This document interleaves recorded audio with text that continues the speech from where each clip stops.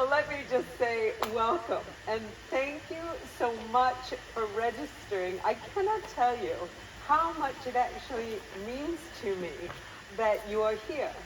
Um, it is a subject matter that, as you can imagine, I am passionate about. And to know that there are other people who are interested and I may be sparking a passion is wonderful for me. So thank you for that. And I would also like to send a shout out to Doug and Amy Albright here at Vinland Valley Nursery. It is a most beautiful place for us to hold this today. And I am thrilled that we could all be here, and thank you so much for having us. It's meaningful to me. Thank you for being here. I'm so happy about it, and I will tell you that while I do grow from seed, I do, but I also don't grow everything from seed. I don't. Even the most talented herbalists or master gardeners, we have flops all the time, all the time. So when you are trying to grow seeds and something doesn't come up, just know that you are in good company. None of us have 100% perfection ever. So I shop here a lot. I do. So some of my most beloved plants have come from here and come from here every year, one of which is lemon verbena, which we will talk about today. Yes, it is one of my most dear allies, and I love it just for the taste. And I use it in my vinegars. And I get it here, and it is an annual. It does not come back for me every year, and so this is a great place to get it. And Amy has promised all of us 10% off today. So 10% off of herbs today. And if you do not, yes? Well, if you are going to email people things, yes. we can email a coupon, because I don't have everything here, so I thought if we emailed coupons out, then you can use that in a few weeks when I have a bigger selection. Would you prefer herbs. that? Would you prefer that? Yes, so yes, okay. Dandy. We'll do that. Thanks, Amy. Thank you for being so gracious in offering that, because that's kind of a big deal. That is. Because the selection here is fantastic. So I'm just going to check that really quickly in case that might be Penny telling me that. No? Okay, we'll move on. All right, well, today I would like to focus on teas, as you know. And to begin with, I will tell you a little bit about myself so that you are familiar with me, since I think that most of us are being introduced for the first time. So, therefore, you might like a little bit of background about how I got into this and where I found my passion. My name is Lori Trojan. I am a master herbalist. I am a master gardener here in Douglas County. And I have a small farm just about 2 minutes from here. I mean, literally, if you could just sort of spit, it's almost like directly behind, but you have to drive a ways to get there. But we are close. And my farm specializes in herbs, of course, and now elderberries as well. You mentioned elderberries, and that's exciting to me. I am doing 2 workshops later in the season, in the fall, about elderberries via a 2-part series. The first is from seed to harvest and how to grow. And the second part is how to use all the parts of the elderberry bush, from leaf to root to berry to flower. So that should be a lot of fun. I'm excited about the elderberry endeavor. I have doubled my orchard size just this year, and it will continue to expand. There is a huge demand here in the U.S. for elderberries, and I'm excited to be a part of that. But herbs are my greatest passion. They have been since I was a kid. My grandparents came to this country from Europe, and in so doing, they came across on a big old ship. And my grandmother came from a village in Poland where herbs were used as medicine. And it was common. It was uncommon to see a doctor. And my grandmother and her mother and mother before her, so this is something that runs in my family, were the ones in that village that grew herbs and grew herbs for medicine. And they were the ones who would say, people would come to my grandmother's mother, my great-great-grandmother's, and with I have joint pain, I have allergy, I have a back issue, I have whatever it may be, right? And it was my grandmother that said, I have something for you, right? Take this, make a tea, I'll make a salve, I'll bring it to you. Let me tell you how to infuse an oil and how often you should take it. And so when I was little, my grandmother had a massive garden. And so when we went to visit my grandmother, we spent time in the garden. And that's how I got to know plants. And I think it's in communing with the plants that you really get to know them. And so as I got older, it was very appealing to me to sort of carry on the legacy. And in my study also, so I went to school part here, but part in England also. And I finished a business degree with a minor in nutrition, and the minor came from a university in England. But when you get a degree in nutrition in England, herbalism is part of it. It's just part of it. And when you go into a pharmacy in England, you can buy herbs like you do here. Instead of a cough syrup, perhaps you'll get a sage syrup. And when the doctor gives you a prescription, sometimes it is for a pharmaceutical, but it is just as likely that it could be for a herb. And so there's a massive difference in ways of thinking. And it is thrilling for me to see that more people in the U.S. are thinking herbs. And I will tell you that in my study, I was taught that if you have a health issue and you are thinking, what should I do, right? What should I do about this? That you should think about this on a scale of 0 to 10. And I have found this useful my entire adult life. So 0 is do nothing. Do nothing. And when we say do nothing, what we mean is think about how you feel. Think about your symptoms. Think about how your body feels. That is 0. And from there we progress in minor steps. And from about 1 to 6 is prescribe yourself with herbs. After 6, it's you need to go to a doctor. And 10 is you're having surgery. Because I'm going to tell you, there is a place, and even as a herbalist, I believe this strongly, there is a place for scientific medicine. Thankfully, we live in a world where we have made tremendous strides with scientific medicine. And I'm going to tell you, if I, in my garden tomorrow, and I fall and I break my leg, I'm not going to be looking to see what I can pick to solve the problem. I'm not. I'm going to the doctor. I'm going to the ER, right? And so make no mistake, there is a time and place for everything. Herbs hold a place, and they are important.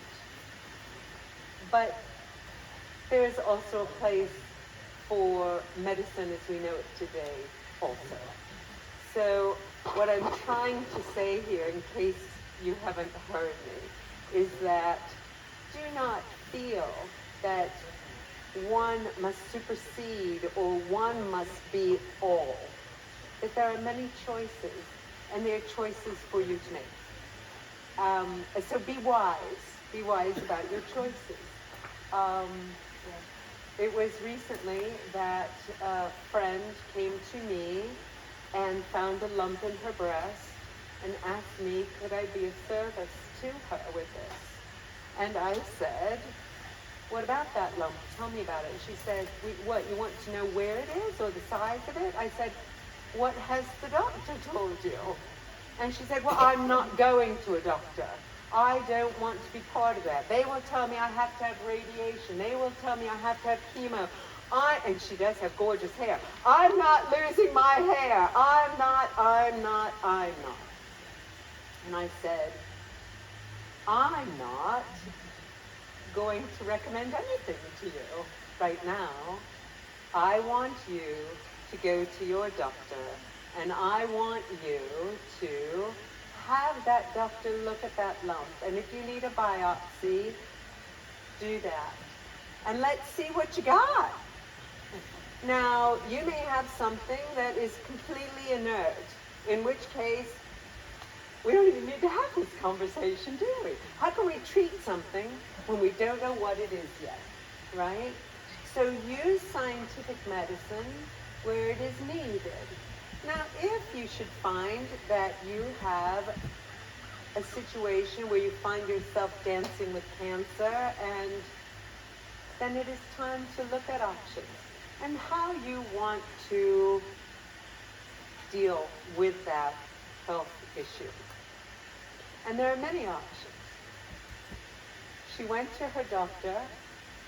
They found out it was just a cyst and it was benign. And her husband called me and thanked me because he had begged her, go to the doctor, find out what it is. And she was already decided what it was. But that is not what it was. So use all of your resources and then make wise choices. That would be my advice. So just know that there is an FDA disclaimer which says this herb is not intended to prevent, prescribe, to heal, to cure any disease that you may have, right? That is the disclaimer that you find on every herbal product when you go into any retail store. You pick up a tincture, you pick up a tea, you pick up a whatever it may be, right? We are required to put that on a product that you buy. The reason why is because we don't want you to believe that that is a sure cure-all. I may use, for example, St. John's wort because it works for mood elevation. You may use St. John's wort and find that it does absolutely nothing for you, right? And then you come back to me and say, you said that you use this for that, and it does nothing for me. Well, herbs are tricky little guys, right? We are all individuals, and what works for me may not work for you. And what works for you may not work for me, right? This is how it goes.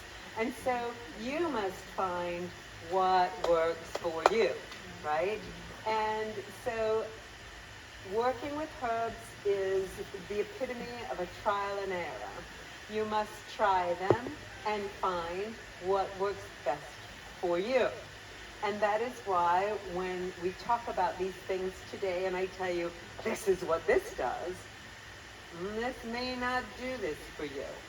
And it may do it for you in such a way that you say, I want a pound of that, right? So it is unknown until you try. But the beauty of herbs is with every herb, I will tell you if there is a precaution. And always know that when you are dealing with herbs, before you just pop something in your mouth, look at what those precautions are. The internet is a great thing. My book will help you as well. But you need to know what are the bugaboos about that herb, right? If you're pregnant, perhaps you should not be ingesting that. If you, there are a million of them. You get the idea, right? So watch for precautions. It's important. Also know that many herbs look like other herbs, right? So you have to be really good at identifying. If you're not good at identifying, come to Vinland Valley Nursery and buy something that's labeled, this is a lemon balm. Okay, I know, and I'm going to stick a tag in that so I know that is definitely a lemon balm, right? I mean, lemon balm is the most inert of all herbs. It cannot hurt you. It's good for all ages, and I just use that as an example. But If you are uncertain and you wish to forage for herbs, be darn sure you know what you're getting, right? And also be darn sure that you know those precautions. For example, elderberry. There are elderberry bushes that produce berries that are very high in cyanide. You don't want to eat raw berries, right? And elderberries are tiny little beautiful purple berries, teeny tiny fellas. They look remarkably like pokeberries, which are also purple berries. I see Mary Jane's shaking her head. She knows pokeberry. They're also purple berries. They are bigger, and they grow differently. Elderberries grow in a big cyme. They call it a cyme, and it's a big bunch, and the bunch hangs low when the fruit is ripe. And pokeberries grow on a stem, and they come out each side, and they're sort of in a row, right? They're opposite, right? So there are ways that you can tell the difference, but if you don't know what you're looking at, don't eat them. And pokeberry is also very toxic. So these are things to know. If you have grandchildren, I highly recommend that you either yank out the poke in your yard, or when that thing fruits, when the berries appear, cut those suckers off. Because kids love looking at berries. And there's no stopping them, and they will be ill. So be careful. Same if you have a dog. So these are all things to think about. I know, now everybody goes, why did I come here? I don't want to deal with any of this. But I will tell you that when I began my journey into becoming a master herbalist, it was more than just, oh, I like mint tea, right? I wanted to know about some of the more rare plants and what they could really do for me, for my family. And so I began with one. And that is what I was encouraged to do in my area of study. Pick one. So think of an issue that plagues you. I have already heard the word inflammation like 3 or 4 times as we went around the room. Everyone has inflammation in their body. Everyone, right? But some of us to a greater or lesser degree. And some of us encourage inflammation because of what we eat. And some of us encourage inflammation because of the way we exercise, or the lack of it, right? Or the type of exercise we're doing, which is causing more inflammation, right? So lots of things to think about, but we all have it. So that is, perhaps you want to find a herb, that is the one that maybe you might start with, right? Grow herbs that support you and your family, right? Because that is going to be of the most use to you to begin with. So I chose one, and I got to know that one inside out, right? I grew it. I watched it grow from seed to maturity. I learned through research what parts of the plant to use. I experimented with it. I made those things that you could make out of that herb, and I was my own guinea pig. And that is a beautiful way to start, right? So that first you are knowledgeable about one. Next year be knowledgeable about 2 or 4, right? However much time you have available to really get to know those. And be an expert on those. And before you know it, you will have your own little medicine cabinet out in your backyard. And that's what I have. And I would encourage you to have that as well. And so when the signs of inflammation or allergy or headache or weight gain or whatever it might be for you, eczema, begin, you can go out in the backyard and go, I know what I need to do. And you make your own little remedy. But if you break your leg, don't go and look. Okay. So today I want to talk about those herbs that you can grow here in our native area. We are in Zone 6, 6B actually, I believe. What will grow well here, some are natives, some are not. But all of these that we will talk about today are considered to be weeds for the most part. And so they are easy to find and easy to grow. And perhaps one of these might be your one to begin. And if not, talk to me. We'll have a period afterwards for questions. Ask me if it's something you don't mind sharing, but please feel free to ask and talk to me about what might be an issue for you, and perhaps I can help.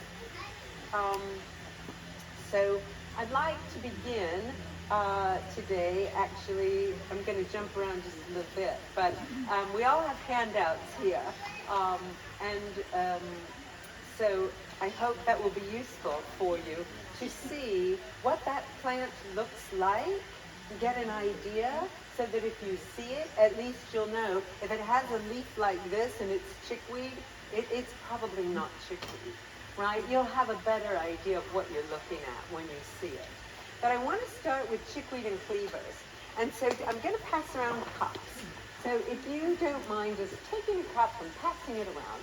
And with your permission, I'd like to just reuse the cup for each tea that we try today, just to save on paper. These are all compostable, so when you're done, you can take it with you, throw it on your compost heap, or I'm sure Amy will find a garbage can for us. But if it is not palatable to you, and I'm prepared for that, so I will not be upset if you go, I cannot drink this.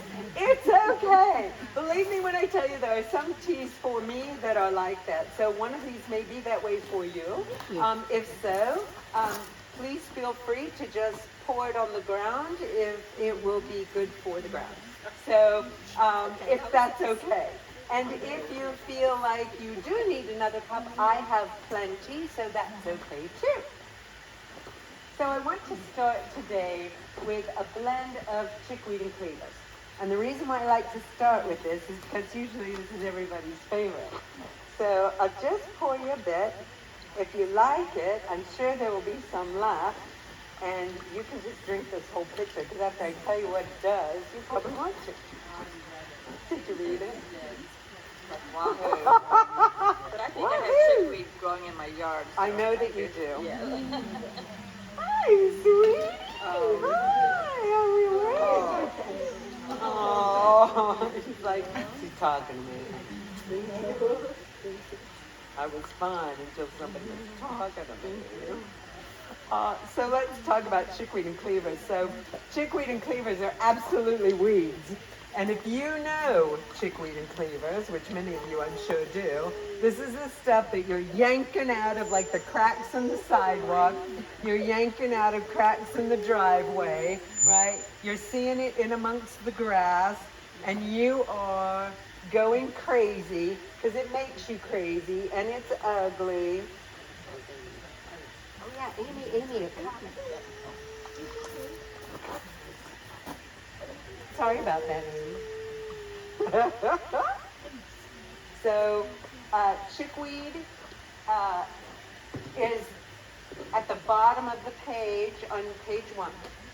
And the cool thing, super cool thing about chickweed is that they are running animal studies on that now. And they have recently done some that now we have the results about. And chickweed actually gloms on to fat cells and pushes them through your body. And so that works beautifully with cleavers. I know. Cheers, everybody. I know, right? So cleavers is also known for this too.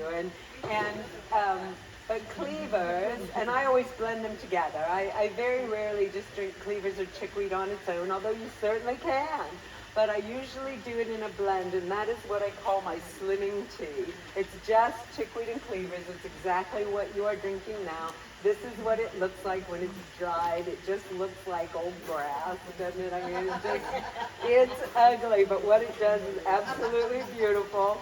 And so chickweed, they have found that it reduces the size of fat cells in mice. That's good enough for me, okay? So it's pretty exciting, it is. You can drink chickweed and cleavers all day, every day, all year long. It won't hurt you. Now there are some herbs, for example, one that we're very familiar with. I keep digressing because this is how I do, so just know this is me. Purple coneflower. You all are familiar with echinacea, which is actually the Latin name. And there's Echinacea purpurea, there's Echinacea angustifolia, there are many genuses of Echinacea, but we know it is purple coneflower, but now you can get it in lots of colors, but angustifolia is the highest quantity of medicinal attribute. Echinacea purpurea number 2, but still very active. But the reason why I bring that one up, why did I bring that one up? Because it is for immunity. And so the thing about echinacea is you can't drink it all day, every day, all year round. You can drink it for a couple of weeks, a couple of cups a day. You need to take a break. And you need to take a break for 2 weeks to a month, and then you can start again, right? And there are many herbs this way, right? So these are things that you need to know. But chickweed and cleavers you can drink all day, every day, all year long. It's fantastic. I always keep a big pitcher in the fridge. And I make a gallon at a time. And so you can drink it hot or cold. It will last you, I don't know, a good solid week anyway in the fridge. You'll know when it's gone off. You'll know by the taste of it. And so cleavers is a perfect complement to chickweed. Cleavers on its own tastes a little bit bitter. Chickweed on its own tastes a little bit sweet. So together it's very palatable. Cleavers is something that I have recommended to recovering breast cancer patients for many, many years. Drink lots of cleavers. Cleavers moves lymph. It is like nothing else I've ever seen, but once again, there's a disclaimer here from the FDA, so I just want to throw that in. But I have provided cleavers on many occasions. I've even had oncologists refer their patients to me. So I'm not saying it's a miracle for everyone, but I am saying that there's something there. So it is a very useful herb, but it's really just a stinking weed, and it's ugly. And when you see it now, when you can recognize it now, and it's in your yard, you will look at it differently. You will. You will look at it differently.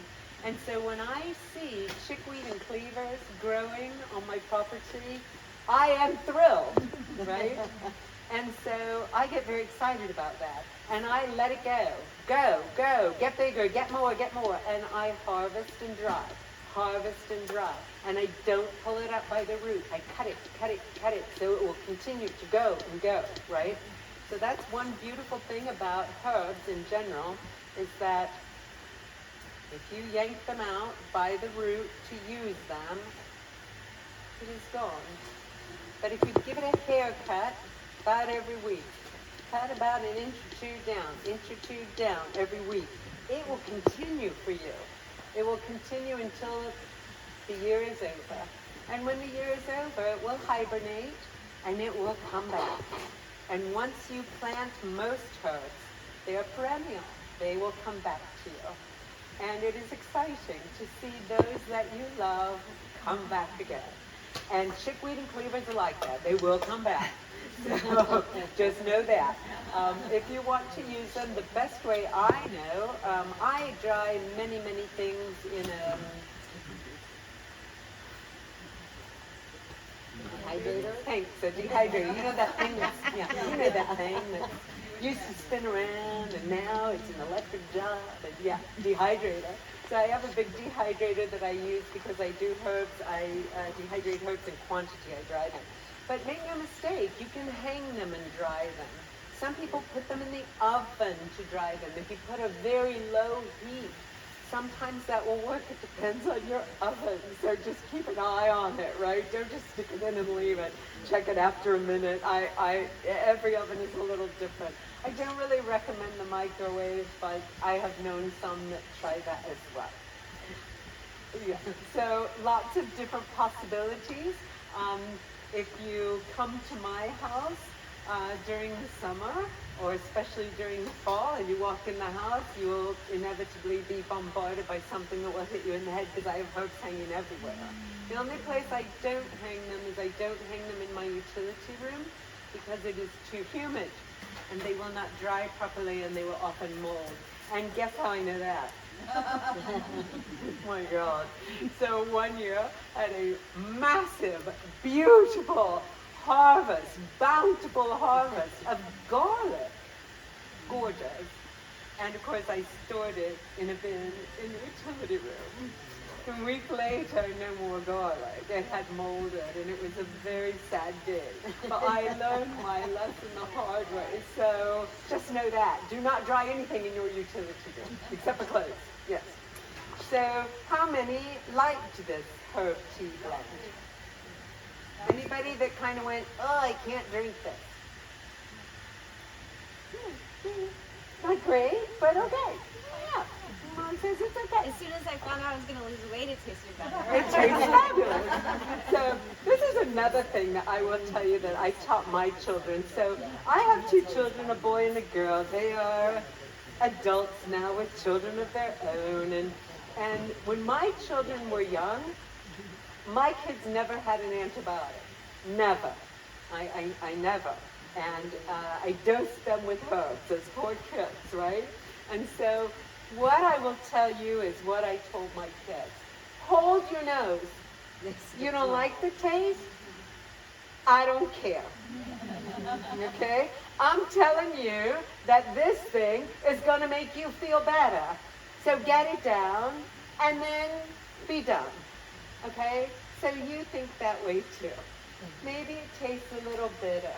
Maybe it doesn't taste delicious. You don't care anymore.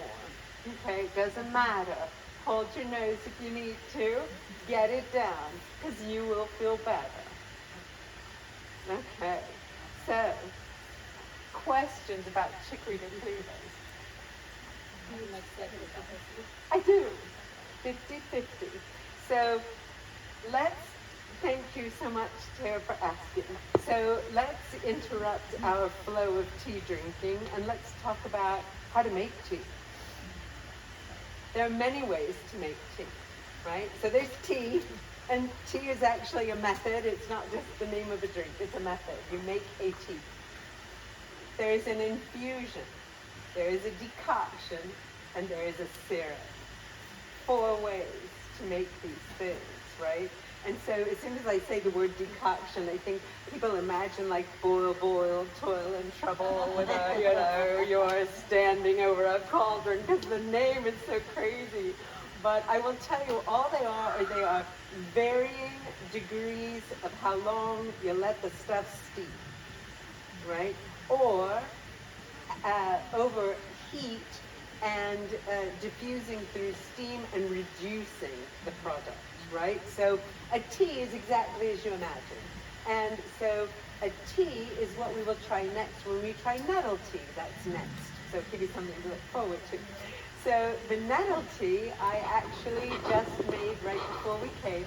I still have the tea bags in it because I want it to be nice and strong so that you can really get a feel for what it tastes like. But a nettle tea, actually, I make my own tea bag. So what you see is herb material in a compostable tea bag, and then you use it just like any tea bag. Or when you're making a tea, you can use something like this. And these are so pretty, and I do sell them if you need one. But what it is, it's actually a tea infuser inside of your teapot. And so herb material goes here, boiling water, or it doesn't have to be boiling, I shouldn't even say such a thing, but water that's very hot. You don't want to burn yourself. And the lid. And then with this, you can literally pour, and you're good, because your herb material is here inside the infuser. There are also things like this, and it's just a little tea ball. And these are very inexpensive. And put your tea material, close up the bowl, and in your cup. And then they come a little bit more fancy like this. It does the same thing as a cheap guy. Don't be fooled. It does. right? The cool thing is it got this little rubber extension end that sits on your cup and you know it's going to stay there. That guy, usually this extension, this linky chain thing, usually ends up in your cup. But yeah, so, but it does the same thing. So there are some different things to use for making a tea. It only will steep for 3 to 5 minutes. That's it. It won't hurt if it steeps a little longer.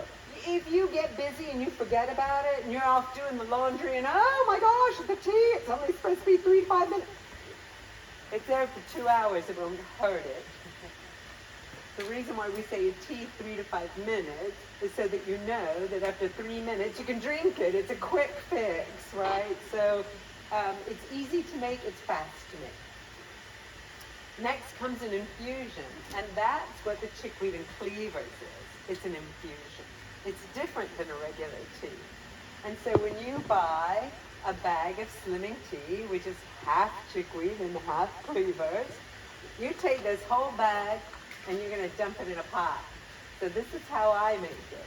I put a gallon of water in a soup pot, and I have 1 pot that I use for making tea. Make sure that your pot is not aluminum. Mine is porcelain.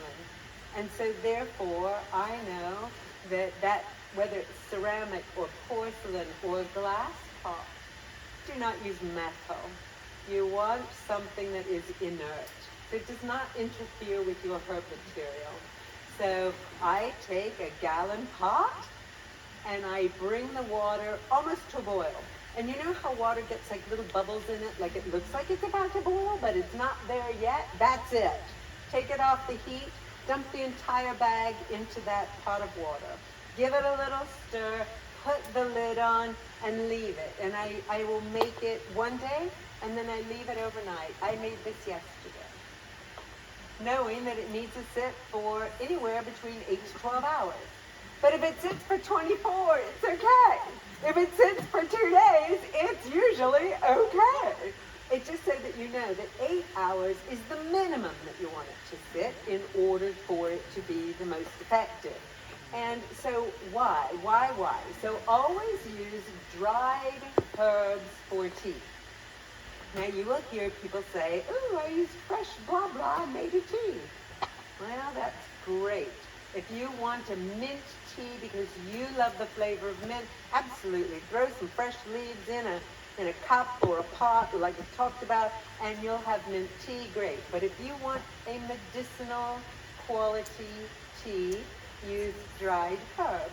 And the reason why is because that boiling water breaks down the cell walls of that herb material and makes that medicinal quality, those medicinal properties, more accessible and yanks them out into the water that you're about to drink.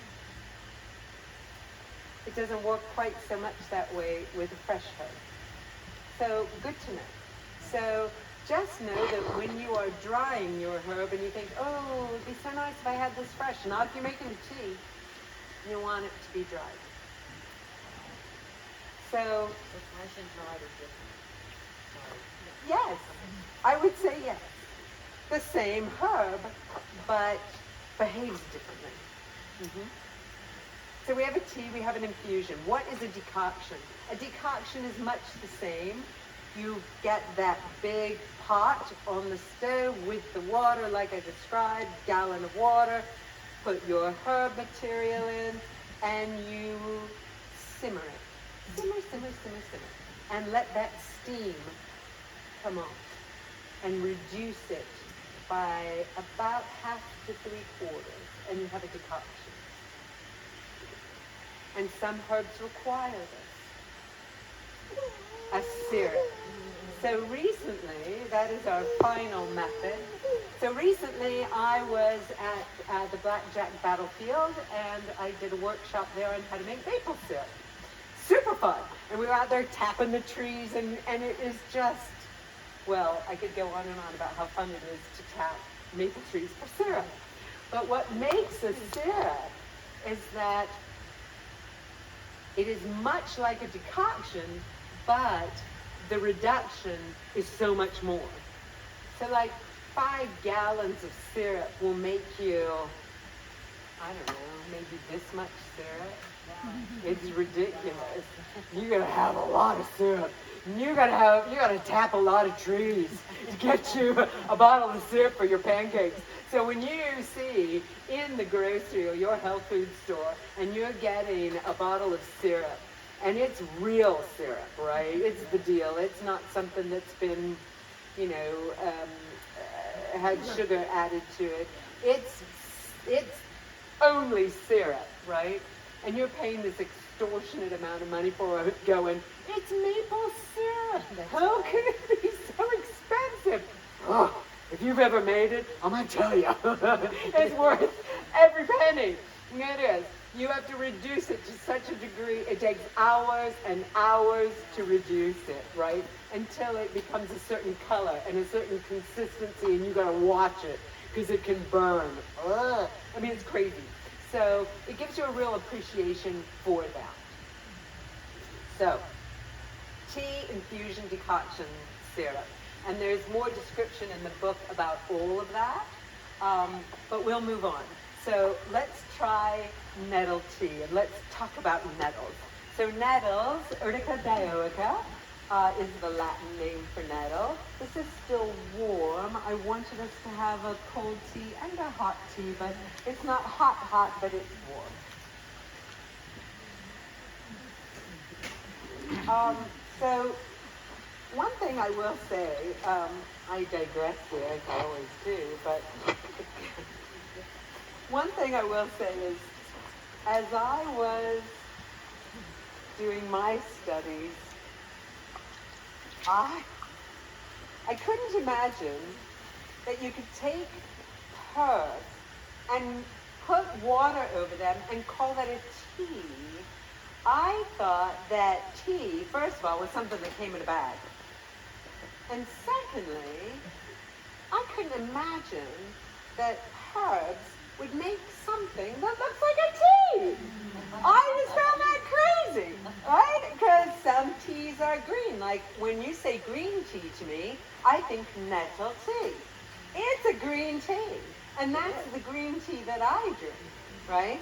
But green tea itself is a different kind of a tea leaf. But this is what I drink for my green tea. But what's super cool, are you trying it too? You would like it. You would like it. You might like it a little sweet. So just know that different types of tea material, herb material, will make different colored teas. So nettle tea makes a green looking tea because it's a green looking plant. And other teas, like chickweed cleavers, make a brown looking tea because they're brown looking plants. I got plenty more. Okay. I'll give you a big old cup because I know you're going to drink it. Smells great.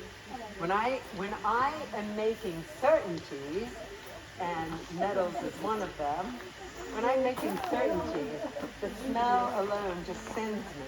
Just because it's something I love, I'm used to what the smell is, and nettles is one of those. So I have more of all of these, you guys. So at the end, if you want to help yourselves, please, you should feel free. Yes, please.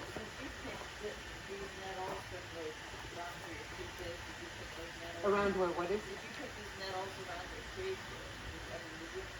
From my farm? Yes. These are my own harvested nettles. So is the chickweed and cleavers, for that matter. In fact, everything that we're having today is from the farm. Yeah, so is the next one. Yeah. Yeah. Lori, I have just something weird. Please, no, nothing's weird. This is weird subject matter. Nothing's Last night weird. I was watching the BBC this show called Polar, and the one guy says to the other guy, you're going to go bankrupt or whatever, and you're going to have to eat nettles the rest of your life. So, tell me about the history of nettles. Thank you, Poldo. It was definitely a bit. That was freaking great timing, right? To watch that last night, and here we are, drinking nettle tea. So, here's the thing about nettles. Even when you dry them, ooh, they are mean. And my grandmother used to call them spiteful. They watch out because the nettles are spiteful. And they are. So they're actually called our English, not American, but our English name for them is not just nettle, it's actually stinging nettles. And that's what I'm sure they meant was, you won't be pretty for you, right? That's really what they're trying to say. So stinging nettles. So here's a few things about nettles. Nettles grow very well here. They like moist soil. But they like partial sun. So I grow them down by my creek. They love it there. And once they love something, oh man, you will never get rid of them. So make sure that you like nettles and you want to be friends with them before you grow them, because once you got them, good luck to you. They are going nowhere, right? So they just keep coming back. And they are not, I wouldn't necessarily say that they are beautiful, but they have a very deep green leaf. It is a serrated sort of a leaf, but they have stingers on them. Now, so when you're harvesting them, I recommend long gloves. But the urtication, so the Latin name Urtica dioica, urtication is actually the process of a sting. It's stinging. And in fact, in some Chinese medicine, they use urtication to make you better. And so many people, historically, who have arthritis, use nettles for the urtication. Will literally put their hands into nettles for the sting, because some have said that this helps with arthritis. I do not recommend this. I don't. Trust me. You don't know about the arthritis hurts anymore. Well, yeah, I know. I think what's really happening is you're so focusing on the sting that you're not focusing on the pain anymore. I don't know, but I'm going to tell you what, the sting, eventually the sting will go away. It goes away, but it takes a couple of hours. But surprisingly, almost every time anywhere I've been, if you are seeing a patch of nettle, somewhere nearby, you will see a patch of dock. And if you take a dock leaf and you rub it on the nettle sting, the sting will go away. Kind of cool, right? They like each other, and there's a reason why. So I wear long gloves when I harvest nettles. And I will tell you, when you dry nettles, the sting is still there. So when you go to fill a tea bag or you put loose tea material into a teapot, it's not as bad when they're dry, but it's there. So just be aware of that. But once you add the hot water, the sting goes away. And the cool thing is that nettles can also be a vegetable. And it tastes a lot like spinach. And when you steam it, and when it hits that heat, the hot water, the steam, it takes away the sting. So you can eat nettles, you can drink nettles. Nettles makes a beautiful compost material. So all the way around, you can't lose with nettles. Questions about nettle? It is great for inflammation. Who wants more now, right? Great for inflammation. It is very high in minerals, including calcium. I am 62. I do not take a calcium supplement. I drink nettle tea every day. Now, I will say that I don't know how much calcium I'm getting. There's that. So if you know that you need a certain milligram dosage of calcium every day, then you should take that, right? But what I am saying is that if you feel like you should have a boost in your calcium level, nettles are good things too. And they are tasty. Who liked it? Or found it tolerable? Yeah. Every day, all year, kids, all ages. Anybody can drink nettle tea. daughter just like puts it in a jar loosely and lets it just. Beautiful. That's Beautiful. how she taught me to do it. She Yes. taught me to do that. So I have these tea bags, and I use them for things like this. But when I make at home, I just throw herb into a pot, and I just know by sight, right? And you will too. You know, it's like that much, or it's that much, right? And a lot of it is how strong do you like it? There's so many factors, right? Especially when it comes to nettles. And then my teapot is a big fat teapot, and I pour it through a separate strainer which sits on top of my cup. So that's how I do it. Everybody has their own method. That's my method. You can really just kind of experiment too with that. Absolutely. And that you should look at as the fun of it, is to experiment, right? Because that's the fun. And make no mistake, plant material is excellent for composting. So if it does not go as you expected it to go, throw it on your composting pile. Compost pile will love it. It will. So nothing ever goes to waste, ever, right?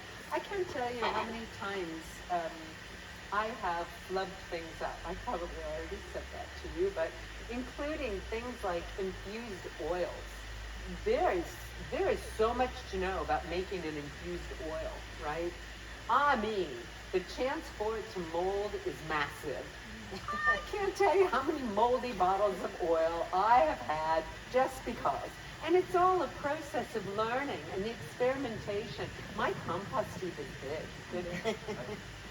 Yes? Should I wait until June 4th to ask the question? No. Or do I want to spend $300 when I leave those an ardent infuser? Or do you even know what I'm talking about? I'm sorry to say that I do not know what you're talking Okay. about, but I can guess. It's over It's a machine that infuses for you. Yeah. Yeah. So It's $300.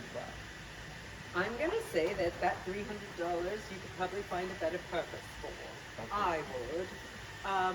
Infusing. So I have a full product line for which I did not bring things today. I did not bring the vinegars. I did not bring the joint oil or the salves or the lip balms or the multiple items that I make on the farm. I brought what I thought you might enjoy seeing today. But I do infused oils and I do infused vinegars, and they are beautiful, and it is so easy. You just have to know the tips, right? You just have to know the little idiosyncrasies about making it, but once you know them, you're golden. You do not need to spend $300 on somebody's infuser. So I would say no. But that's me. Infusing is No. not difficult. Infusing is not difficult. It's just knowing how to do it, and if you abide by those little rules, you'll come out with beautiful stuff every time. But the rules are not, there's not a multitude of them. There are a few, and that's it. So yeah. So I have a workshop on making oils and vinegars later in the year. If you're interested. I'm super excited about that. Oh, yay. Well, yay. I hope to see you again. So, yes, they are easy to make, and they are wonderful, and there are just a few simple rules.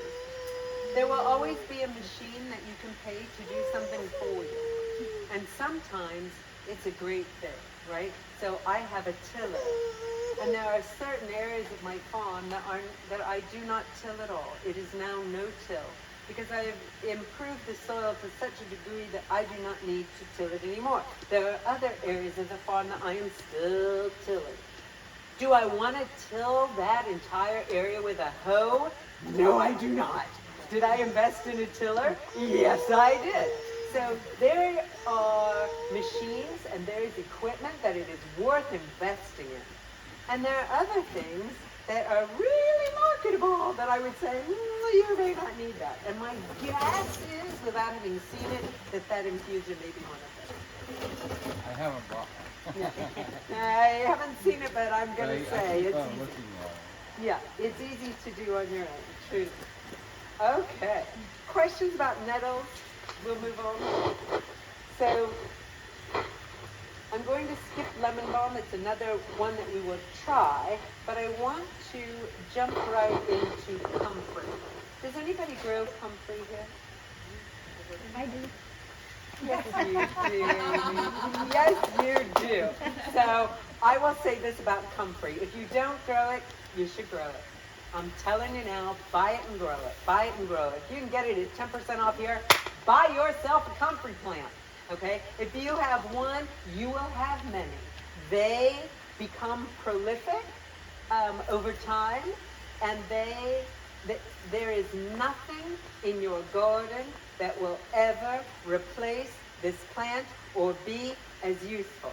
It is my favorite of every herb, and I love lavender, and I love lemon verbena, but I have a relationship with my comfrey, okay?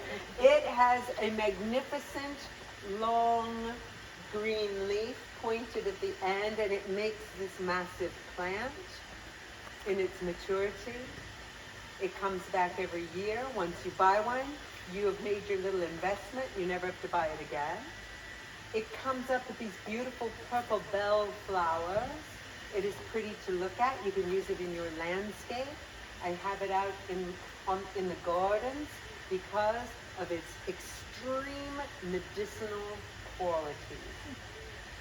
You do not necessarily ingest it. It is a topical. I have included it here because everybody should have it. And because you can get it at Vinland Valley Nursery. And to have any herbal workshop where you don't talk about comfrey, well, I talk about it at every herbal workshop I do. It is that important. If you are in the garden and you accidentally get a scrape or a cut, you put comfrey in your mouth, you chew it up a little bit, and you stick it on that, and within the hour, you can already see it starting to heal. So you pick the nettle and then you go to the comfrey. That's it. That's it. Done. Comfrey is nothing short of amazing. It works very well in tandem with plantain. Many of you have seen plantain in your lawn. That's so fun. Yeah, and Picking and feeding to the hogs.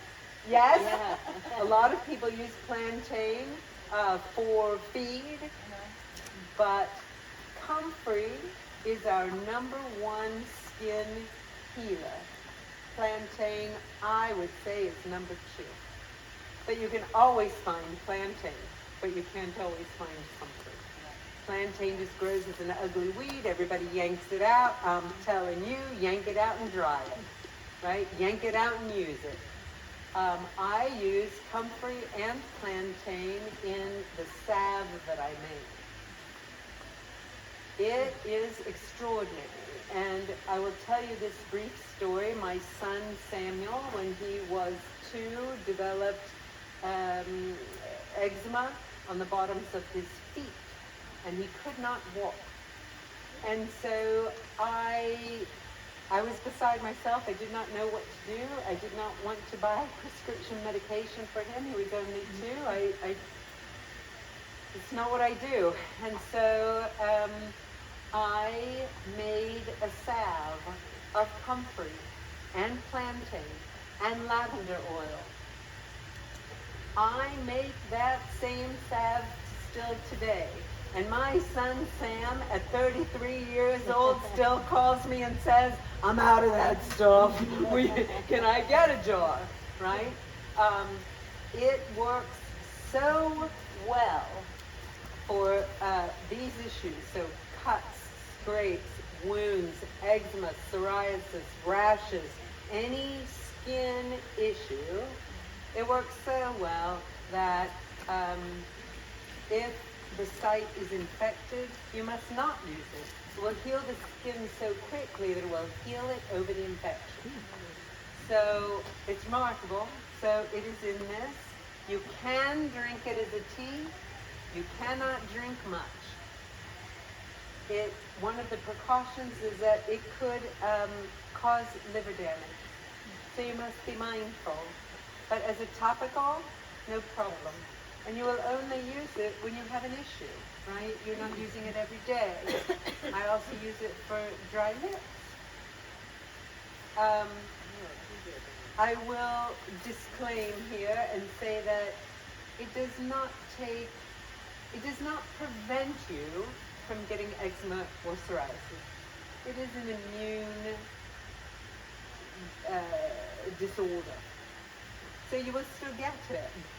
But you will know when it's coming on. If you dance with eczema, you know when it's coming. You feel it coming. You slap that salve on there. It don't come so hard, and it goes away really quickly. So that's a good one to know. You can drink a tea, but do not drink it in excess. So let's have a quick drink of lemon balm. And I have today mixed our lemon balm with lemon verbena. And the reason why I've done this is because you can get both of these herbs here at Vinland Valley Nursery. But lemon balm is a calming, soothing, lovely tea. And it has a very light lemon flavor. It is in the mint family. So when you plant it, if you don't want it to take over your garden, which it will, it's very prolific, it will, and you plant a little plant, and by the end of just one season, it's probably 4 times as big as it was when you planted it, and it continues to come back every year, and it will push out everybody else that's in its way, right? So I recommend that if you don't want it to do that, put it in a 5-gallon bucket and bury the bucket, and it will stay within its parameters and it will not take over your garden. So lemon balm or any mint, anything in the mint family. But I've mixed it today with lemon verbena because the lemon verbena flavor is so much more lemony that it just makes it even better. Does anyone need a new cup?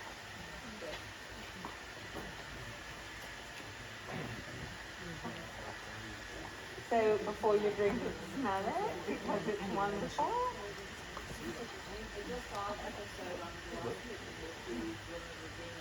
On what? Say it again. Oh!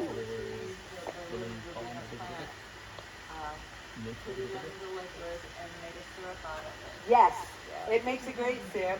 I also have 2 vinegars in my line of vinegar that use lemon verbena. One is lemon verbena and lavender, and one is lemon verbena and tarragon. So both light and lovely. Thank you.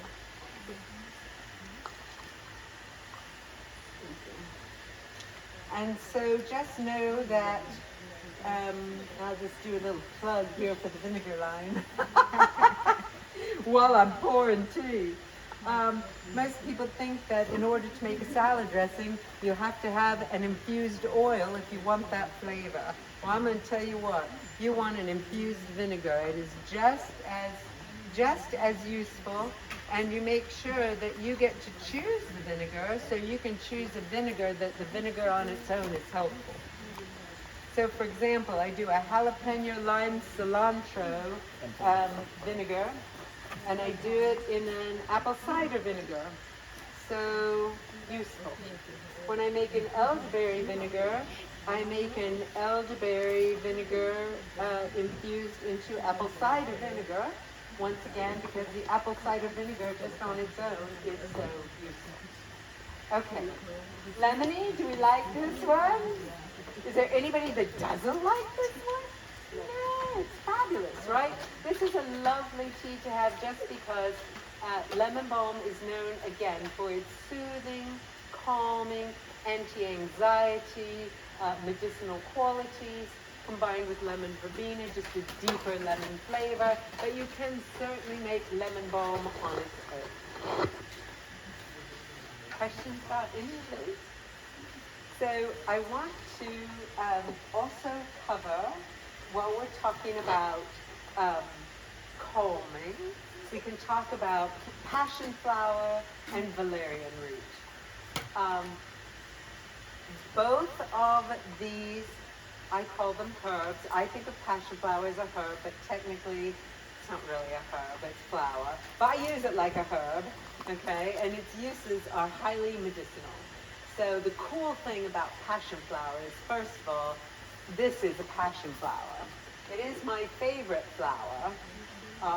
It looks like an alien flower, which makes it super cool. It is something unusual like I have never seen. And so the first time I saw passion flower, I went crazy. It's like, what is that thing? And I have loved it ever since.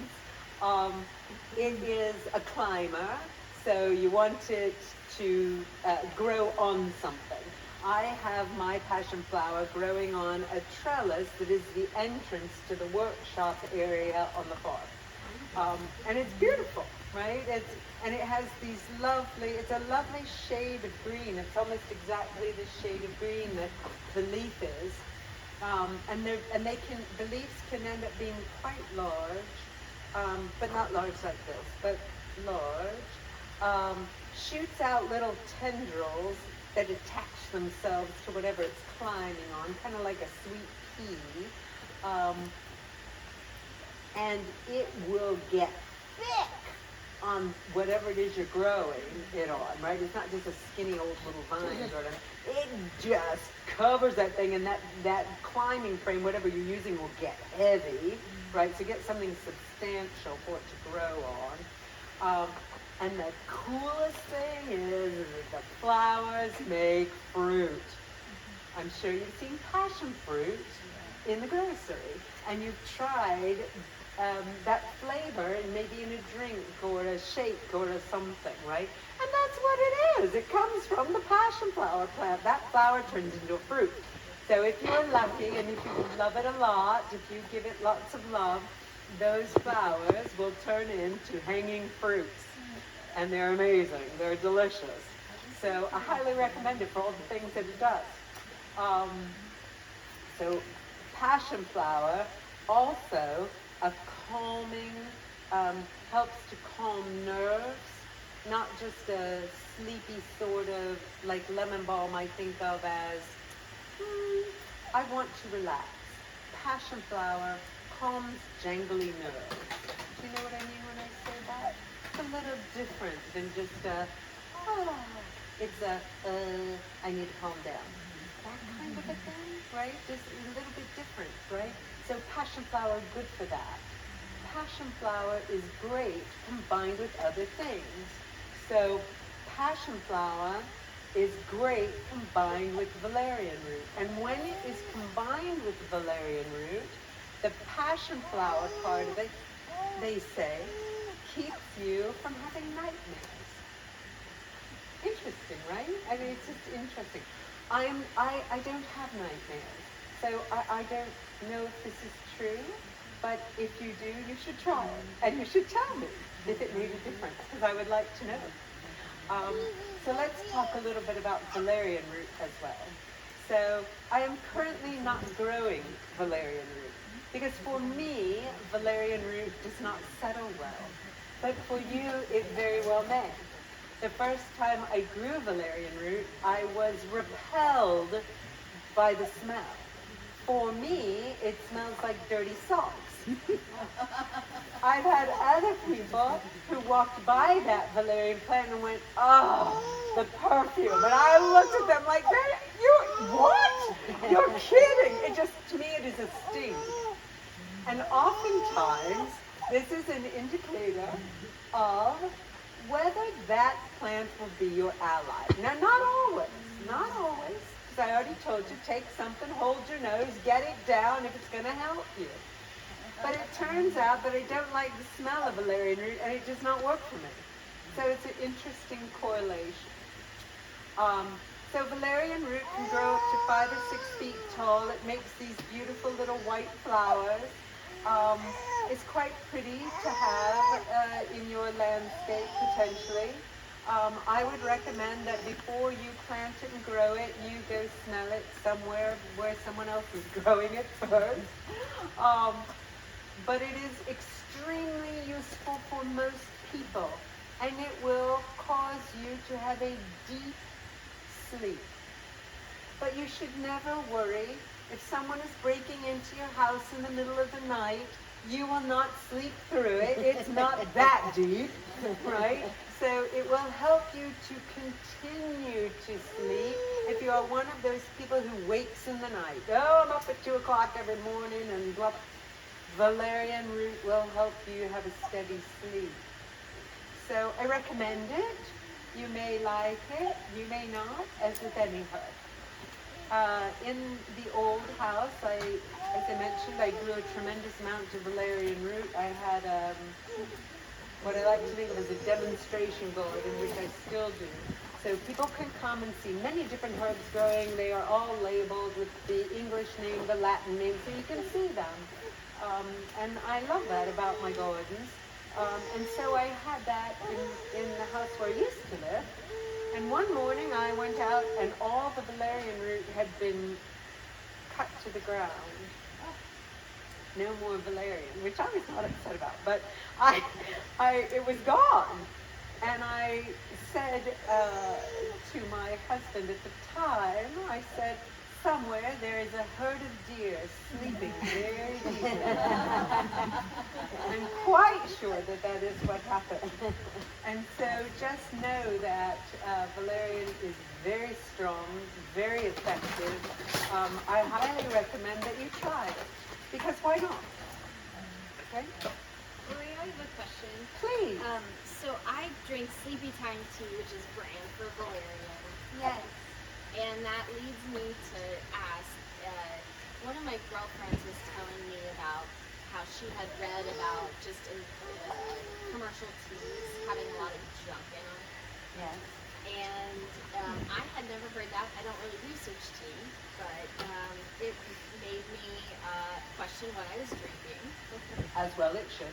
And I was curious your I'm thoughts not on saying that. this about that particular tea, but just Sure, in general. just in general, commercial teas. I mean, in the grocery store, you see aisle, there's tons of them.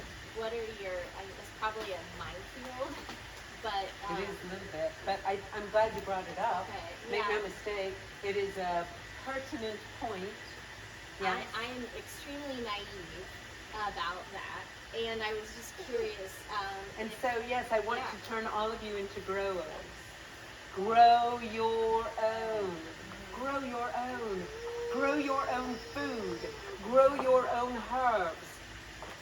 Use what is useful to you, right? If valerian agrees with you, which clearly it does, grow your own. You know where it comes from. You know what amendments you put into the soil. You know if you're using pesticides. You know about that plant, right? And you know what parts you're using. And that is very important. Yes. Yes. When you don't know where your food comes from, when you don't know where your herbs come from, when you don't know where your meat, your chicken, your eggs, when you don't know where those things come from, you best trust where you're buying them from. There needs to be a trust factor, right? There must be. Now, I will tell you, yes, I have a herb farm. Yes, I make products from those herbs. I am not limitless. I am not. At the end of the season, oftentimes I run out of things. I have other friends who are farmers, like me. It happens to be that most are women. One is not, but most of them are women. And I know them well. We've gotten to know each other over the years. I have friends in Oregon. I have friends, you meet people. This is how it goes. You are someone who opens your arms wide, and wherever you go, you say, I know that plant that you're growing. Tell me about it. What are you, and you meet people. And you make friends. And before you know it, you're calling them and saying, oh, good Lord, I've run out of passion flower, help me, right? And before you know it, you have a big bag of passion flower that arrives on your doorstep. So know the people that you're buying from if you cannot grow it yourself, or try to grow it yourself. Any of these things, any of them can be grown in containers. You do not have to have a farm. You do not have to have a backyard. You do not have to have acreage. You could have a little bitty spot by your front door, and you can grow almost any of these things, truly. So nothing can stop you. Nothing. Other questions that arise as we're talking? Good. Okay. So we'll move right along. So feverfew is another one that I think is useful. I'm looking at the time. Feverfew is another one that is useful. It's very pretty. It looks nice in a landscape also. It looks like a teeny tiny little daisy. And its leaves are almost ferny-like, but they are not, they're not full, they're not thick. It looks kind of scrawny, but we don't care. It is very useful for headache. So if you are someone who suffers from severe headache, even mild, this is a really good ally to have in your garden. You can make a tea, you can make a tincture. I make a tincture of feverfew and a few drops when you have a headache. I used to be very susceptible to migraines. My daughter now has migraines. But once I entered and exited menopause, I no longer get migraines. Pretty fantastic. I can feel them come on, like I feel them come on, and I will drop feverfew and they do not come. For me, it works. I would say that tincture works really well because if you are someone who suffers from migraines, oftentimes you don't want to drink something. You don't want to eat, you don't want to drink. I mean, I got them so severely that I would be sick and I couldn't imagine sticking something in my mouth, even a tea. So for me, a tincture was good. Yes, Donna. I'm going to be thinking of flowers. Are you using the leaf to make your This is an excellent question. So this is maybe a good time to talk about the book. Now, I'm not trying to sell the book, even though it sounds like that, but this is a really useful guide, right? It just is. So there's a part of the book that lists all the herbs, all their medicinal qualities, and what part of them to use. Do I use the flower, the leaf, the root, the bark? It's very important to know that. You need to know what part of the plant to use and how to use it. And also there's a part in the book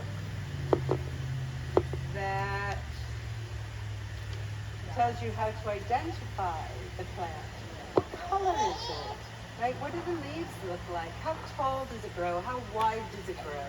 Right? This is very useful when you're going to plan your garden as well and to help you identify some things. And then in the back, it tells you what to do with them. There are recipes. How do I make an infused oil? How do I make an infused vinegar? What is the recipe to make a salve? I've given you my recipe for making a salve. So it's all in here. We'll help you if you are on your journey with herbs. If you're just starting out, you need 1 acre, 5 acres, or 10 by 10. You need a pot this big. That's it. That's it. Pick one herb to start with. One that will address what health issues that you have. And so, for example, you suffer from migraine. Feverfew may be your ally. Get yourself a cute little pot, stick it by your front door, and grow a feverfew plant. Period, done. That's all you need. You're not going to use it a lot. I hope you don't have headaches every day, right? And as it grows, you will do like you do with herbs. You will give it a haircut. And you will cut off the flowers and the leaves. And it will keep making more. Next week, it keeps growing. And when it grows again, you cut it off again. And you dry it and you save it. And you dry it and you save it. And then after a couple of months, you got a bag of feverfew to use, right? That's how it works. And you can grow something in a container. You can grow something on your land. You can grow something indoors and put it in a pretty macrame hanger. You can do whatever you like. I actually, for years I think I have 2 left now, but I have something that I still sell at the farmer's market, but they're running out and I don't think I'm going to keep up with it. But Super easy to make. Get yourself it's just a piece of wood, and I used a drill press, and you cut four-inch holes in the piece of wood. I think the wood was 4 by 12, maybe, something like that. 4 by 12, 4 by 16. Anyway, cut your piece of wood and make 4 holes, and it fits 4-inch pots, right? And so, and then on the sides I macrameed, and it hangs, right? So picture this in your head. Each side is a macrame rope. You got this piece of wood with 4 holes in it. You put 4 little 4-inch terracotta pots in those holes, and you grow herbs, and you hang it inside, right? Or you can, instead of doing macrame, use, like, I don't know, some sort of parachute cord and hang it outside. Super easy to make, and now you've got 4 herbs that are growing for you. There's a million things you can do. There are so many different kinds of pots you can buy now, and you can have them indoors, you can have outdoors, you can have small containers. But once it's pot bound, so what that means is it doesn't seem to be getting bigger. It doesn't seem to be doing so well anymore. What have I done wrong? There's something wrong with me. I can't grow a plant. There's nothing wrong with you. It's so happy. It's doing so well that its roots have outgrown the pot, right? So if you pick up the pot and you look at the bottom, there's little holes in the bottom of the pot, and you'll see roots coming out the bottom. It's going crazy. It's so happy. And it's saying, put me in a bigger pot, right? I want to get bigger. Just get me a bigger pot. Take the darn thing out of that pot, put some more dirt in a bigger pot, and stick it in a new pot. And now you have a bigger plant. So that's how it works. You keep graduating up, right? And don't worry if you don't have land. You don't need land. From here. Yeah. Start somewhere. So put it in the kitchen window. Absolutely. I have them in my kitchen window. I have them everywhere. It's a sickness. Or put them outside in the backyard. Absolutely. You don't need to Absolutely. move from the city to 3 acre farm. That's right. That Although is you'll exactly eventually right. get there, right? Maybe. Yes, if you wish to. I mean, how many people love indoor plants? Do you guys love indoor plants? Does your house look a little bit like a jungle? Do you find yourself going into plant stores and you can't resist because I don't have that one, and look how beautiful, and before you know it, you've got another guy that's moving in with you, right? And so before you know it, you're living in a jungle. This is how I am with herbs, no different, right? So, yes, there is room for all things. Yes.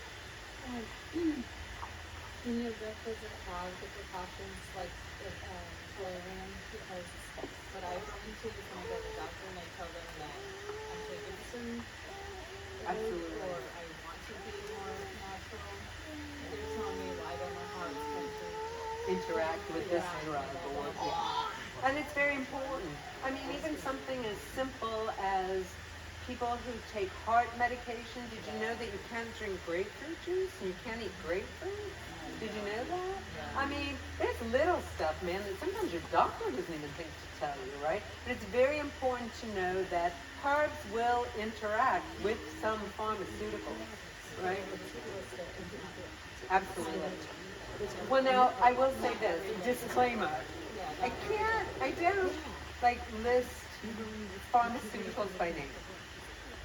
But I will tell you, it may interact with such and such. Yeah, Like it may interact with a beta blocker. yeah, like we just have a general like Yes, because there's like different exactly.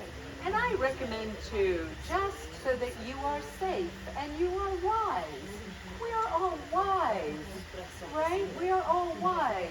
So if you are taking a pharmaceutical, if you have a prescription that you take regularly for a purpose, ask your doctor.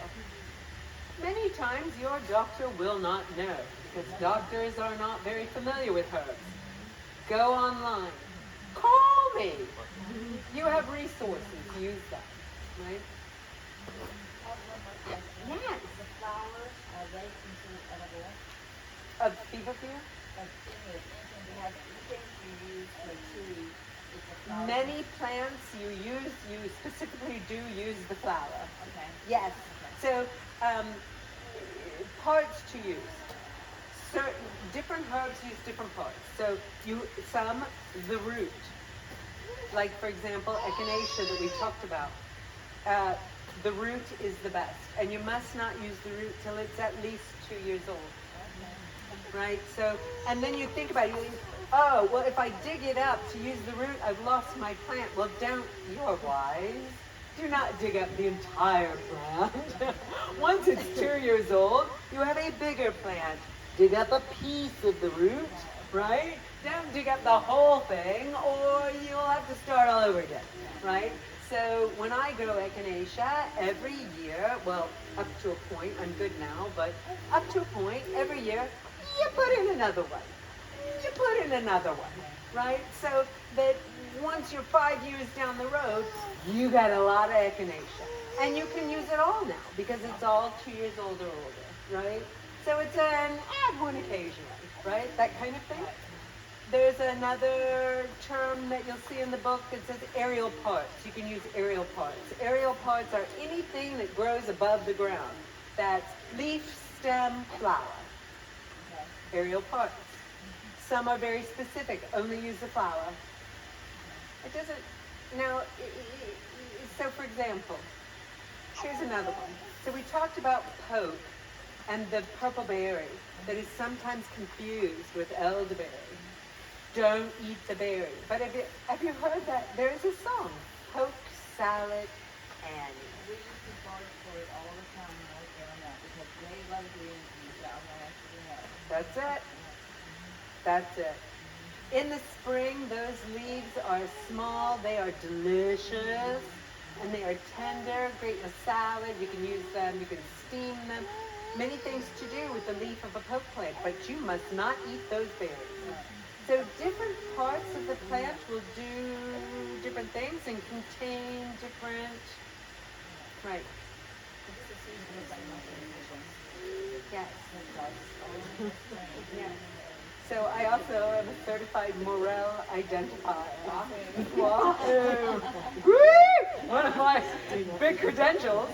But there are many mushrooms that look like other mushrooms. You gotta be careful when you're foraging for mushrooms. So I will mention too sage and peppermint very quickly. Peppermint I will mention because peppermint also, the mint family, like lemon balm, will spread the whole thing, planted in a bucket to keep it from spreading. But peppermint makes a lovely tea. It's very common, but I always recommend that everyone should have mint somewhere because we are all prone to tummy upset, and peppermint is great for that. Spearmint also works for that. Lemon balm will work to a certain degree. They're all from the same family, right? But peppermint works the best. And that's why when you buy Pepto-Bismol, isn't it funny, right? Yeah. So another interesting little factoid is that pharmaceutical companies can make a pharmaceutical from a plant, but they are not allowed to trademark the plant. So far, anything can happen, but right now, you can't trademark a plant. But if you make a tiny little change to it, you can trademark it, right? So I keep white willow bark, a tincture, in my medicine cabinet, right? I make a tincture of white willow bark. It is the plant that aspirin is made of. But they made a little change to it, so they call it aspirin, and that's what you got Bayer doing. And what was that change? I don't know. I make white willow bark for my use. Right? Yeah. And it's basically the same thing. Yes. Isn't that where salicylic acid comes from? Where, I'm sorry, what? Salicylic Salicylic acid. Yeah. Yes. Look how smart you guys are. What am I doing here?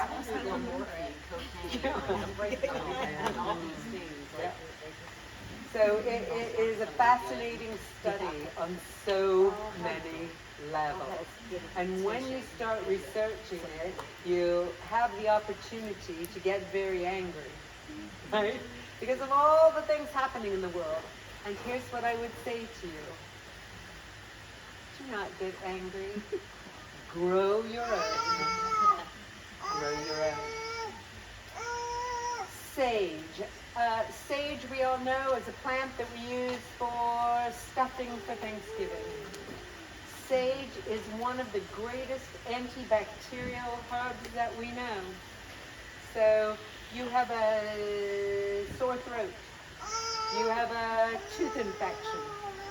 You pick sage, you dry it, you make a tea, and you gargle with it. And you will not believe the result. Extraordinary for a sore throat, particularly. Sage, the stuff that you like, sage stuffing. It's crazy, right? I would know. Yes, sage. St. John's wort. Is anyone growing St. John's wort? So I think any time that a plant has the word wart in it, right away you start laughing just because it's such a goofy word. But wart in Latin means plant. That's all it is. It's a St. John's plant, right? So St. John's wort. And St. John's wort is highly recommended for depression or feeling low, really. Just feeling low. It is a mood lifter. There are many ways you can take St. John's wort. Capsule, powder, tea, tincture, many ways to take St. John's wort. I infuse St. John's wort into an oil. It is part of my joint oil product that I make, that I have for sale. And in that oil is arnica oil for pain, St. John's wort oil for inflammation. So St. John's wort, if you're infusing it, you must use the flowers. It's hypericum, and it will turn the oil red, a deep red. If you make the oil and it is not red, throw it away. It's compost. Something went haywire because those yellow flowers will make you a deep red oil, and that's how you know you've got a really useful medicinal product. Yeah, cool, right? All cool. Yeah. If you're using St. John's wort oil topically, you want to stay out of the sun. So there are some precautions, but yes, you need to know them, that's all. So I believe that we may have hit everyone on the list.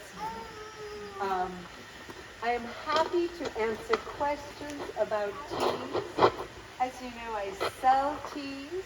If you don't want to grow your own or you want to try something today, I have a couple of teapots with me. If you do not own a teapot, I recommend that you get a teapot, whether mine or elsewhere.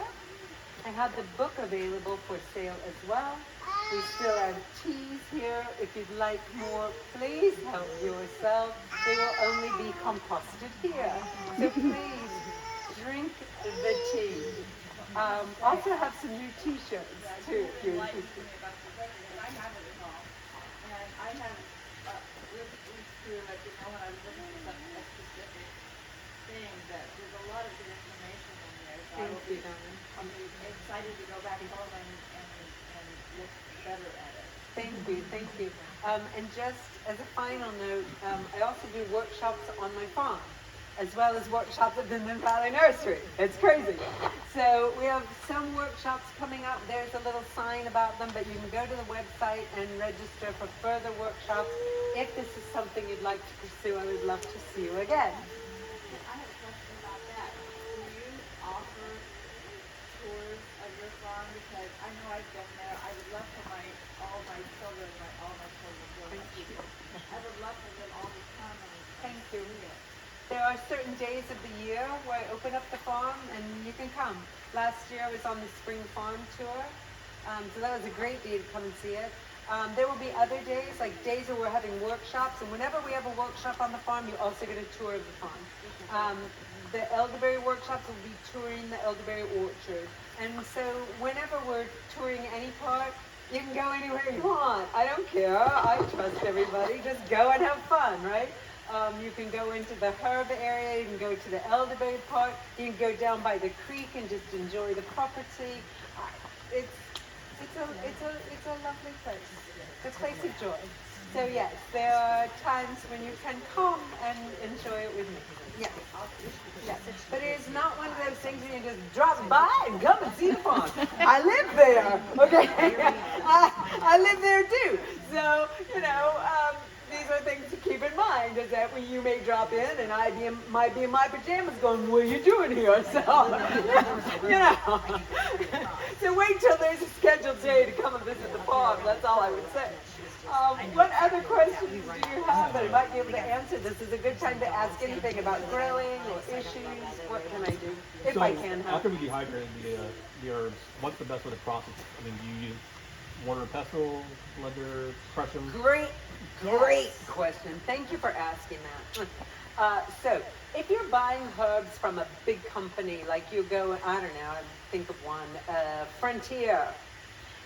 You'll get a bag of herbs and it'll say chickweed C/S, and you're like, what is that?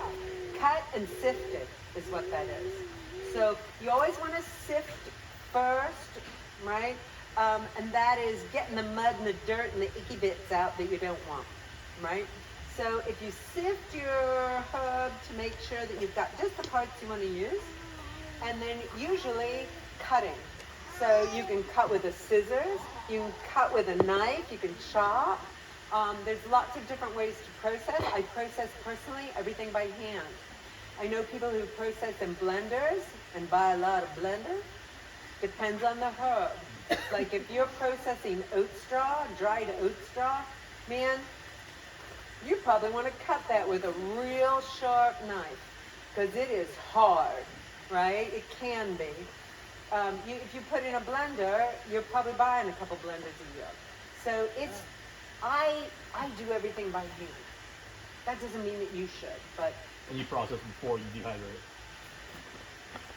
Not always. Okay, that's what. Okay, that's good question.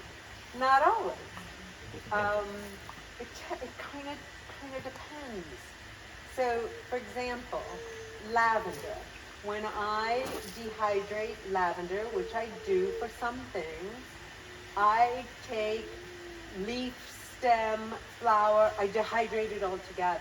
It's so much easier to remove the flower from the stem when it's already dried. It just pops off. And when it's fresh, I gotta nyet, right? Do you know what I mean? It's like a pinch, right? And it's more work. So, yes. And you discover that as you go, right? So dehydrate the whole thing and see what happens and go, oh man, I probably should have broke this apart first. You won't know until you try. It's all experimentation. Before you know it, you're the expert on that. You know what I mean? Yeah. Did that help? Yeah, I mean, we could make sure everything toss inside of a baggie and crush it that way. Or Yeah. I didn't know how not to get too processed, I guess.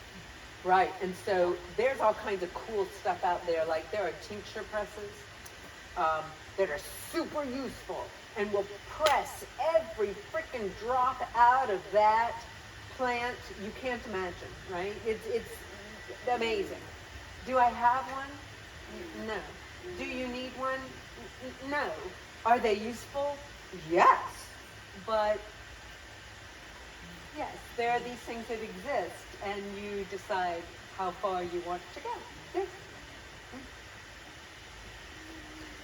Other questions? How do you store them after you process them? I store. It made me laugh because years ago there was a comedian who used to say, "In a booth in the back, in the corner, in the dark." I don't know if you remember that. It always makes me think of that. I don't know why, but every time. And so I always snicker. In the dark, not in a booth, but in the dark, in a cool place. Yeah. Like in a jar with a, like, Yes. okay, like, So like a glass mason jar, jar. mason jar. Yes. Okay. A plastic bag, the likelihood that the plastic will leach onto your dried herb is unlikely. A paper bag, a brown paper bag. I store a lot of herbs in brown paper bags. But I will tell you, it is very important. Label it. Write down, like stick a sticky note on your jar. I mean, even coming today, look at me, I labeled the darn jars, right? Label the jar, the bag, the whatever it is. Put the name of it. You may even want to put the Latin name. I always have the Latin name on my things. And the date that you dried it, or the date that you made it. Yeah, so all my tinctures have dates, all of my, everything. So, because these things last and last. And one day you will go and you will say, what is this? Right? You won't recognize it. Or you will have forgotten, how old is this thing? Could it still be good?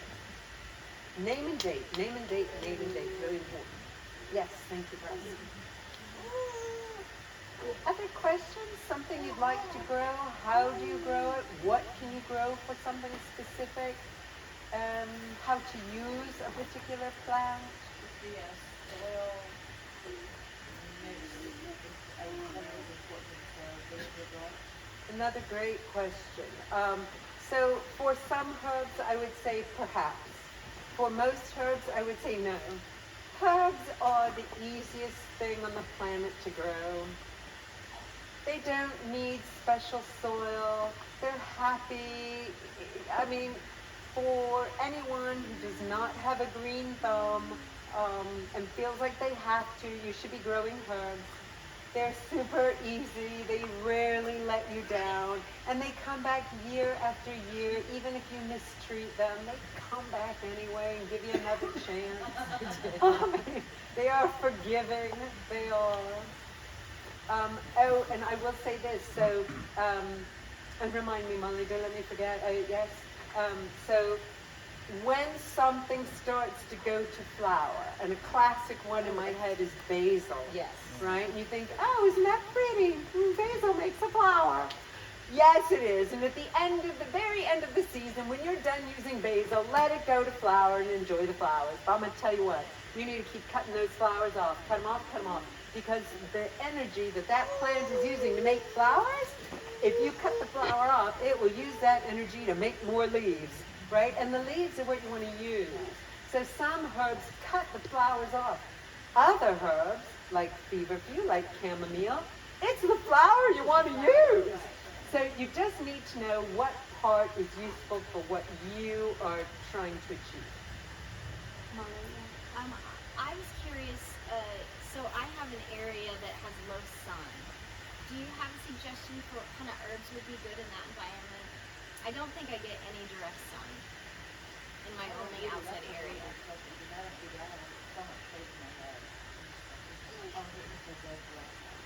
Nettles might grow for you. That's what I was going to say. Nettles don't mind shade. And I will say this, there are many herbs that need full sun that are like Mediterranean herbs. So oregano, rosemary, thyme, and any form of thyme. And some of those that they come from the Mediterranean. They want full sun. But there are many herbs that will tolerate partial shade, and many herbs that will still grow in the shade. They just don't grow as fast. You know, you'll still have them. They'll just be creepers. They'll be slow, but they'll still come back. You know, so yes, if there's something that you particularly want and you just mostly have shade, try it anyway. Try it anyway.